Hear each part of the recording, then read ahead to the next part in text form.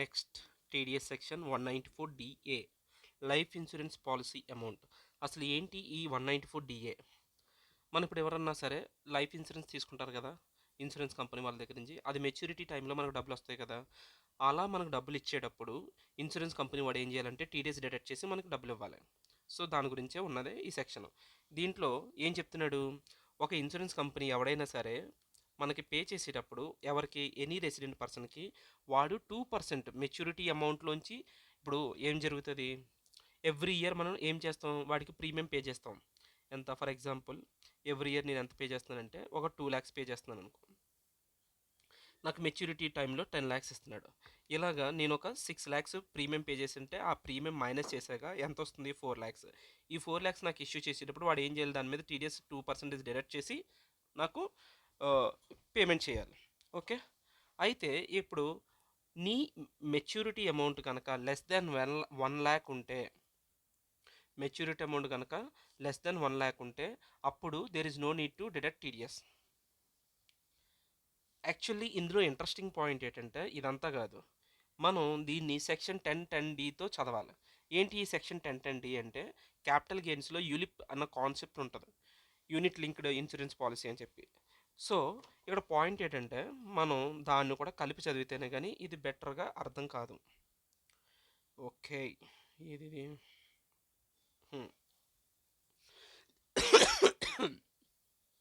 So this is test section 1010(d). ఒకసారి section 1010(d)ని revise చేసుకుందాం. ఏం చెప్తుంది ఈ సెక్షన్ 1010(d) అంటే, ఎవరికైనా సరే లైఫ్ ఇన్సూరెన్స్ పాలసీ వల్ల అమౌంట్లు వస్తాయి మెచ్యూరిటీ టైంలో, అది exempt. But there are few conditions. ఆ కండిషన్స్ ఫుల్ఫిల్ అయితేనే అది ఎగ్జామ్ట్. ఫస్ట్ ఏంటి, keyman insurance policy. Keyman insurance policy అని చెప్పి ఎవరికన్నా రిసీవ్ చేసుకుంటే అది ట్యాక్సిబుల్ అంటారు కదా, పీజీబీపీ హెడ్. ఇంకోటి ఏంటంటే ఇది సెక్షన్ 80C. ఇది 80C మనకేం చెప్పింది, నువ్వు డిడక్షన్. 80C ఏం చెప్తుంది అంటే డిడక్షన్. ఎంత డిడక్షన్ తీసుకోవచ్చు అంటే, నువ్వు ప్రీమియం పే చేస్తున్న అమౌంట్ కానీ or the premium paid or 10% of the sum issued. ఏంటి 10% అంటే, నేను లేటెస్ట్ చేస్తున్నా దేంది, if policy taken on or after 1st April 2013 తర్వాత అయితే అప్పుడు ఏం చేయాలి, సమ్ ఇష్యూడ్లో 10%, whichever is lower will be given as reduction.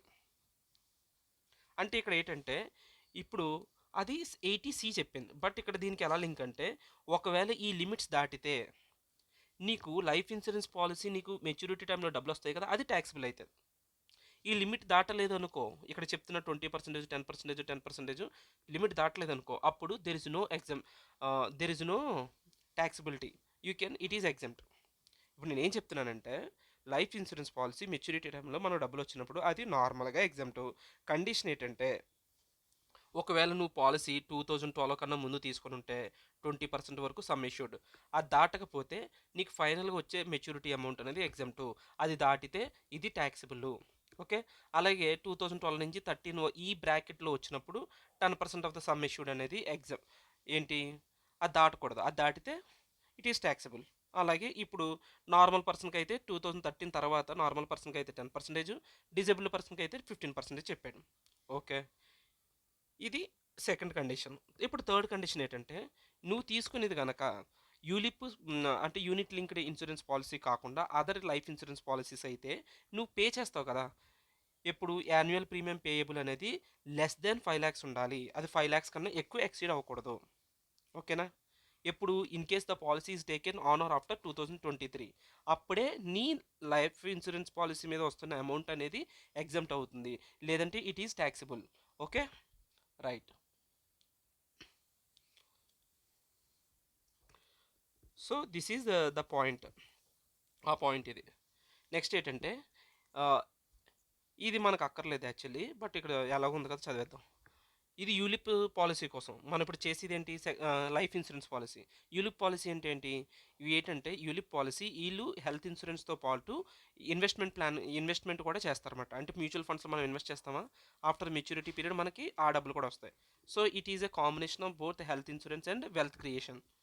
ఇటువంటి వాటికి అయితే premium payable does not exceed 2,50,000 in any previous year.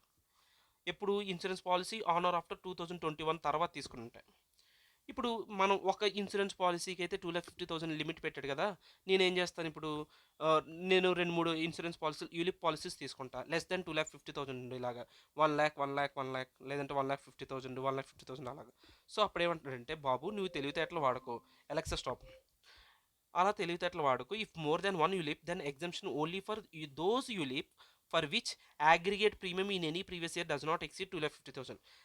అప్పుడు ఏం చేయాలి, అగ్రిగేట్ ఇప్పుడు నీకు యూలిప్ 1, 2, 3 ఇవన్నీ కలిపితే ఎక్కడ వరకు అయితే 2,50,000 దాటుతో అక్కడ వరకే మేము ఎగ్జామ్ చేస్తాం. అది దాటిన తర్వాత 2,50,000 అగ్రిగేట్ చేసిన తర్వాత ఏదైతే 2,50,000 దాటుతుందో దాని మీద అంతా కలిపి మేము ట్యాక్స్ చేస్తాం. ఇప్పుడు 2, 3, 4, 5 అంటే ఏంటంటే ఇప్పుడు నెక్స్ట్ ఈ ప్రీమియము, ఈ పాలసీ మొత్తం యూలిప్ పాలసీ కానీ లైఫ్ ఇన్సూరెన్స్ పాలసీ కానీ ఒక వ్యక్తి చనిపోయిన తర్వాత రిసీవ్ చేసుకుంటే అది ఫుల్లీ ఎగ్జామ్టే, అప్పుడు దేర్ ఇస్ నో ట్యాక్స్. కానీ ఎక్కడ ట్యాక్స్ ఉంటుంది, కీమెన్ ఇన్సూరెన్స్ పాలసీలో మాత్రం వ్యక్తి చనిపోయిన డబ్బులు రిసీవ్ చేసుకుంటే అప్పుడు మళ్ళీ ట్యాక్సిబుల్ అవుతుంది. ఇంకేముంది, యూలిప్లో క్యాపిటల్ గెయిన్స్ ఎలా క్యాలిక్యులేట్ చేస్తారని చెప్పి సెక్షన్ 10D చెప్పింది కాబట్టి ఒకసారి చూసేద్దాం. ఇది యాక్చువల్ అక్కర్లేదు, ఇదంతా మనం చేసేది ఏంటి 194DA కాబట్టి. సర్లే ఒకసారి చూద్దాం. అమౌంట్ రిసీవ్డ్ అండర్ యూలిప్ ఎంత వచ్చిందో అంత మైనస్ ఇప్పుడు దాకా ప్రీమియం ఎంత పే చేసామో తీసాక మిగిలింది taxable under section 112A, right. So ఇప్పుడు ఇదంతా ఎందుకు చదివాను నేను అంటే, ఇక్కడ ఈ ఒక్క పాయింట్ కోసం నేను ఇదంతా చదివాను. ఏంటి ఇక్కడ ఉన్న point, TDS applicable if only if maturity amount is taxable. ఏంటి 194DA కింద నువ్వు టీడీఎస్ ఎంత డిడక్ట్ చేయాలని చెప్పావు, 2% డిడక్ట్ చేయాలని చెప్పావు. ఎప్పుడు డిడక్ట్ చేయాలంటే నువ్వు సెక్షన్ 1010D కింద అది ట్యాక్సిబుల్ అయినప్పుడు మాత్రమే నువ్వు టీడీఎస్ డిడక్ట్ చేయాలి. ఒకవేళ 1010D అనేది నిన్ను ఎగ్జామ్ చేసింది అనుకో, then there is no requirement of TDS. అదే చెప్తున్నాడు, టీడీఎస్ ఇఫ్ ఎప్పుడు, if maturity amount is taxable if premium paid. ఏదైతే ప్రీమియం పే చేస్తాను చెప్పాను కదా, ఇప్పుడు ప్రీమియం ఏంటి అక్కడ 2.5 lakhs ఏమో యూలిప్ స్కీమ్స్కి, లైఫ్ ఇన్సూరెన్స్ పాలసీకి ఎంత 5 lakhs. ఈ ప్రీమియం ఎప్పుడైతే ఎక్సీడ్ అవుతుందో అప్పుడే వాడికి సెక్షన్ 1010D కింద ట్యాక్సిబుల్ అవుతుంది. అది ఎప్పుడైతే ట్యాక్సిబుల్ అవుతుందో అప్పుడే నువ్వు టీడీఎస్ డిడక్ట్ చేయాలి. అంటే ఫస్ట్ నువ్వు ఏం చెక్ చేయాలి, సెక్షన్ 1010D చెక్ చేయాలి. అక్కడ అది దాని ప్రకారం అది ట్యాక్సిబిలిటీలోకి వెళ్తే అప్పుడు ఏం చేస్తావు, once it is taxable then you will think of 194DA. అప్పుడు 194DAలో నీ మెచ్యూరిటీ అమౌంట్ 1 lakh దాటిందో లేదో క్వశ్చన్ చేసుకోవాలి. 194DA కింద 1 lakh మెచ్యూరిటీ అమౌంట్ దాటితే అప్పుడు 2% డిడక్ట్, టీడీఎస్ డిడక్ట్ చేయాలి. Okay, that's it. With this we completed this point. దీని మీద క్వశ్చన్స్ అయితే నాకేం కనబడలేదు. Okay, thank you. నాకు ఒక క్వశ్చన్ దొరికింది ఈ కాన్సెప్ట్ మీద, చేద్దాం. దానికన్నా ముందు ఒకసారి మళ్ళీ ఇది ఒక్కసారి రివైజ్ చేసుకోవచ్చు. చూడు ఇక్కడ ఏప్రిల్ 2012 కన్నా ముందు ఉంటే 20% ఆఫ్ ద సమ్ ఇష్యూడ్, 2012 నుంచి 13 అయితే 10%, 2013 తర్వాత అయితే 10%, డిసేబుల్డ్ అయితే 15%. ఇంకోటి ఏం చెప్పాడు, అగ్రిగేట్ యాన్యువల్ ప్రీమియం అనేది లైఫ్ ఇన్సూరెన్స్కి అయితే 5 lakhs దాటకూడదు, దాటితే సెక్షన్ 1010D కింద ఎగ్జంప్షన్ రాదు. ఓకే, ఇప్పుడు దీని మీద ఒక క్వశ్చన్ చేద్దాం. ఇది ఈ క్వశ్చన్ ఎక్కడదంటే అతుల్ సార్ క్వశ్చన్ బ్యాంక్లోంచి question number 10. Examine the applicability of the provisions of tax deduction at source under section 194DA in the following cases.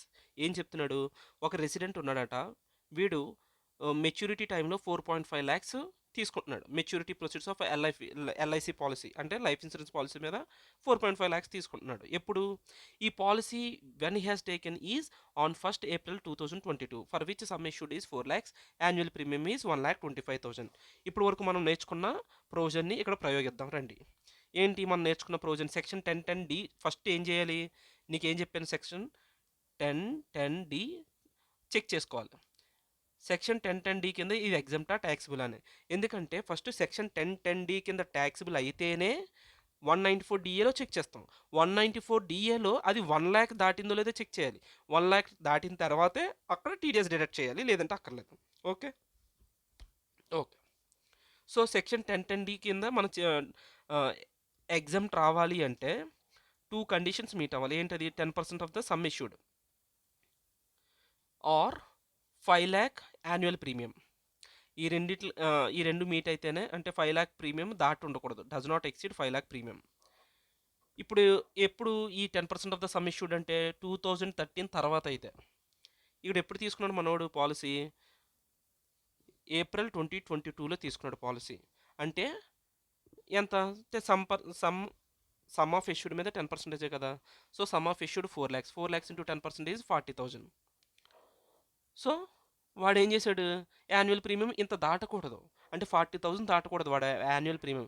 కానీ ఎంత వచ్చింది వీడి యాన్యువల్ ప్రీమియం 1,25,000, అంటే దాటేశాడు కదా. సో ఇంకా మనం నెక్స్ట్ కండిషన్ చూడాల్సిన అవసరం లేదు. ఎనీ వన్ కండిషన్ వాడు వైలేట్ చేస్తే ఆడికి ఇంకా సెక్షన్ 10(10)(d)లో మనం ఎగ్జంప్షన్ ఇవ్వము. సో ఇది ఎగ్జంప్షన్ రాదు అంటే ట్యాక్సిబుల్. సెక్షన్ ట్యాక్సిబుల్ అయిన తర్వాత అప్పుడు 194(d)లో చెక్ చేయాలి. అందులో ఏం చెక్ చేస్తాం, వాడు రిసీవ్ చేసుకుంటున్న అమౌంట్ ఎంత, 1 lakh కన్నా ఎక్కువ ఉందా లేదా. Yes, it is more than 1 lakh, right. 4.5 lakhs receive చేసుకున్నారంటే అది ఒకటి దాటేసింది. సో ఇప్పుడు మనం ఏం చేయాలి calculation. So total amount receivable ఎంత, 4.5 మైనస్ యాన్యువల్ ప్రీమియం పేడ్. ఇప్పటి వరకు యాన్యువల్ ప్రీమియం ఎంత పే చేసాడో అంత మైనస్ చేయాలి.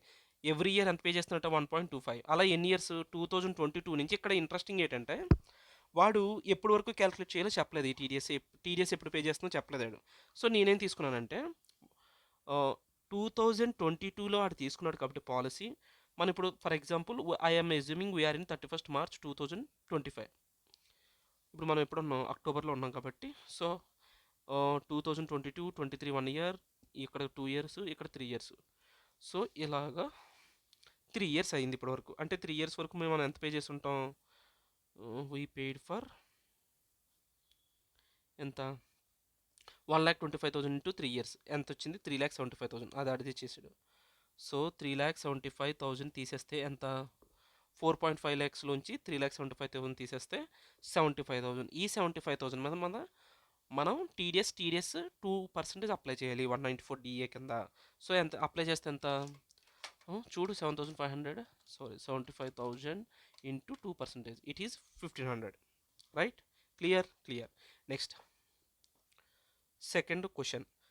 ఒక రెసిడెంట్ ఉన్నాడట, వాడు మెచ్యూరిటీ టైంలో 3.95 lakhs తీసుకుంటున్నాడు లైఫ్ ఇన్సూరెన్స్ పాలసీ మీద. ఈ పాలసీ ఎప్పుడు తీసుకున్నాడు, 31st March 2012. ఓకే, ఇందులో ఇంట్రెస్టింగ్ చూడు. వాడు ఎప్పుడు తీసుకున్నట్టు పాలసీ 2012లో తీసుకున్నాడు, 31st March. అంటే మనకేం తెలుసు, ఏదైనా పాలసీ, ఇన్సూరెన్స్ పాలసీ 2012 కన్నా ముందు అయితే అక్కడ ఏం చూడాలి, 20% ఆఫ్ ద సమ్ ఇష్యూడ్ చూడాలి. ఓకే.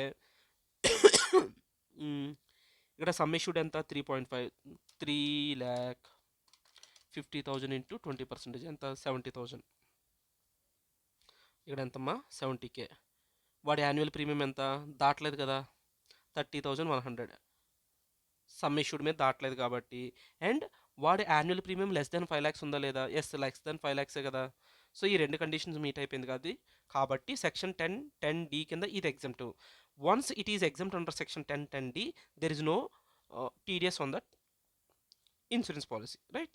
చూడు అదే చెప్తాం, 20% of the sum issued check చేసుకోవాలి, ఎందుకంటే ఇది ఆన్ ఆర్ బిఫోర్ 2012 కాబట్టి. Okay. So it is exempt under section 10(10)(d). No tax is required to be deducted under section 194(d)(a) on such amount payable to Mr. Y. Next ఏం చెప్తున్నాడు, Z A resident is due to receive 95,000 towards maturity proceeds of LIC policy taken on 2017, for which some issued is 90,000 and the annual premium is 10,000. ఏం చెప్తున్నాడు ఇక్కడ,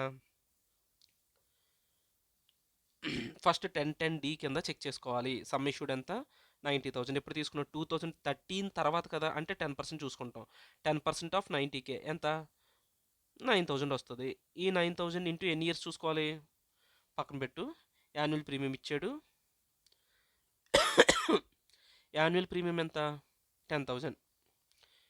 some issued కన్నా దాటట్లేదు కదా, some issued 9,000 దాటకూడదు. One second నాకు, sorry, some issued ఎంత, 9,000 దాటేసింది కదా annual premium. అంటే వీడు సెక్షన్ 10(10)(d)లో వీడు ఎగ్జంప్షన్ క్లెయిమ్ చేయగలడా, చెయ్యలేడు. ఈ కాంట్ క్లెయిమ్ ఎగ్జంప్షన్. సో ఇప్పుడు ఏం చేయాలి, టీడీఎస్ డిడక్ట్ చేయాలి. ఎప్పుడు, మళ్ళీ 194(d)లో చెక్ చేసుకోవాలి. సమ్ రిసీవ్డ్ అనేది 1 lakh దాటిందా లేదా. సమ్ రిసీవ్డ్ చూడు, 1 lakh దాటిందా, దాటలేదు. అంటే 194(d)(a) కింద no need to deduct TDS. చూడు, 10% ఆఫ్ ద సమ్ ఇష్యూడ్ దాటేసింది. Sum issued in respect of the policy taken and conceptually maturity proceeds would not exempt. ఇది నేను చెప్తాను కదా, ఆడి స్టైల్ ఎందుకు, మన స్టైల్ ఫాలో అవుదాం. 10% ఆఫ్ సమ్ ఇష్యూడ్ దాటింది కదా, దాటింది. సో ఇప్పుడు ఏం చేయాలి, సెక్షన్ 10(10)(d) కింద will not be exempt under section 1010D. Okay, దాని కింద ఎగ్జామ్ట్ కాకపోతే ఇప్పుడు ఏం చేయాలి? 194 చెక్ చేసుకోవాలి. అందులో మెచ్యూరిటీ అమౌంట్ 1 lakh దాటుతుందా లేదా? ఇక్కడ ఈజ్ లెస్ దాన్ 1 lakh కదా maturity amount. So there is no need to deduct TDS. TDS 194DA will not attract. Okay, with this we completed 194DA. Thank you.